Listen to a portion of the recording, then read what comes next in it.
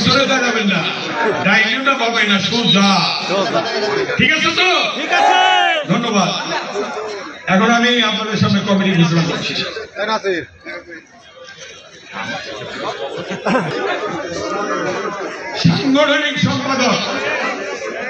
সাংগঠনিক সম্পাদক 3 জন নির্বাচিত হয়েছে। কয়জন? 3 জন। প্রথম হয়েছে শেখ সাবির। আপনি দিতে পারবেন, কিন্তু সম্মান দিতে পারবেন না। ঠিক আছে? ঠিক আছে। আচ্ছা, দ্বিতীয় হয়েছে মাসুদ পারভেজ বাবু।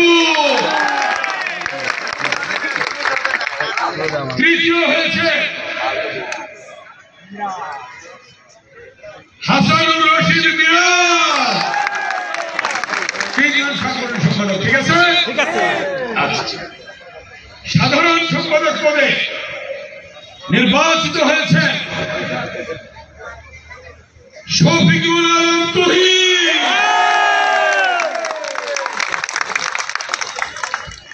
সাধারণ সম্পাদক পদে নির্বাচিত হয়েছে শফিকুল আলম তুহিন। সভাপতি পদে নির্বাচিত হয়েছে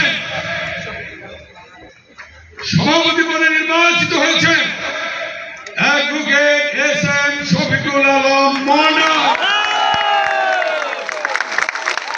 আপনারা এই নির্বাচিত ব্যক্তিবৃন্দের নেতৃত্বে আগামী দিনে দলকে ক্ষমতায় আনবেন ইনশাআল্লাহ। এখন কি আমরা বিদায় নিতে পারি? আমরা ধন্যবাদ জানাই বিএনপি ভারপ্রাপ্ত চেয়ারম্যান দেশনায়ক তারেক রহমান। আপনাদের যে মূল্যায়ন করেছেন বিএনপির গঠনতন্ত্র অনুযায়ী আপনাদের